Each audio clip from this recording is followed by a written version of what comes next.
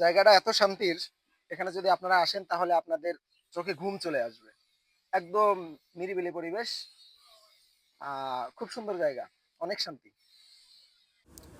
আমাদের আজকের গন্তব্য নুহাশপল্লী। যারা ঢাকার আশেপাশের জেলা থেকে আসতে চান, সরাসরি ঢাকা ময়মনসিংহ রোড হয়ে মাস্টারবাড়িতে নামবেন। নামার পরে এখান থেকে সিএনজি বা অটোতে করে সরাসরি আপনি চলে আসতে পারবেন।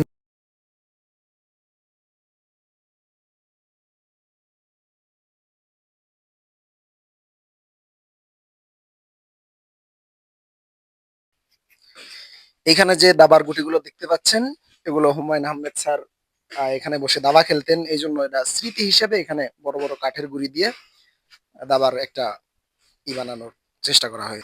গাছের উপরে ঘর, ঘরটা অনেক সুন্দর। এখানে এখন আমরা ভিজিট করব, ঘরের উপর পর্যন্ত উঠবো। এখানে উপরে আরো একটা ঘর আছে, আমরা ওটাও দেখবো।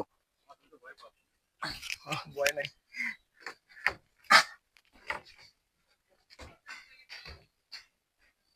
বলতেছে ওখানে একটা ঘর আছে, কিন্তু আমি সাহস করলাম না ওইখানে ওঠার জন্য। জায়গাটা এত শান্তির, এখানে যদি আপনারা আসেন তাহলে আপনাদের চোখে ঘুম চলে আসবে। একদম নিরিবিলি পরিবেশ, খুব সুন্দর জায়গা, অনেক শান্তি।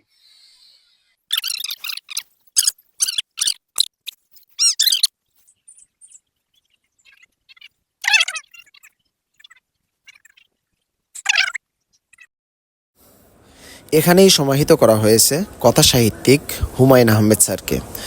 এখনও তার অনেক ভক্ত এবং অনুরাগী কবরের পাশে আসেন এবং তার জন্য আল্লাহর কাছে দোয়া করেন এবং আবেগপ্লুত হয়ে পড়েন অনেকেই।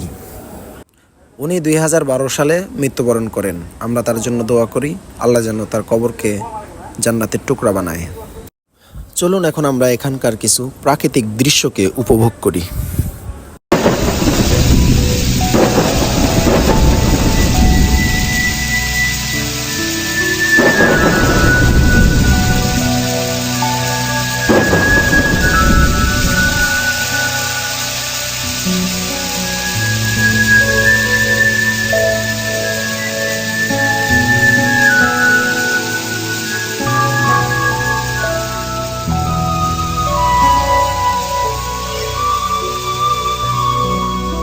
যদি মন হুমায়ুন আহমেদ স্যার এখানেই তার হাজারো কবিতা এবং গান এখানে বসে সে রচনা করেছেন। জায়গাটা এত সুন্দর যে এখানে যদি আপনি বসেন তাহলে আপনার মনের মধ্যে গান চলে আসবে, না হয় কবিতা চলে আসবে। এত সুন্দর প্রাকৃতিক একটা দৃশ্য। হুমায়ুন আহমেদ স্যার অনেক সুন্দরভাবে এই জায়গাটা সাজিয়েছে। তো যদি কেউ আসতে চান তাহলে অবশ্যই আপনারা আসবেন, এসে ভিজিট করবেন। অনেক সুন্দর একটা জায়গা, প্রাকৃতিক পরিবেশ।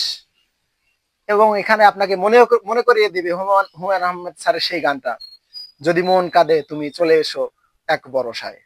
ঝড়ো ঝড়ো